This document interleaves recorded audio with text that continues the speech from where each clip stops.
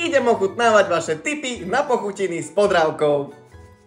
Ako prvý tip tu máme chlebík s bravčovou masťou, cibuľou a podravkou.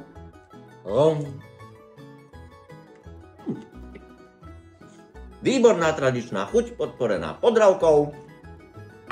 Hodnotím 8 z 10. Ako druhé tu máme vianočku so syrom, jahodovým džemom a podravkou.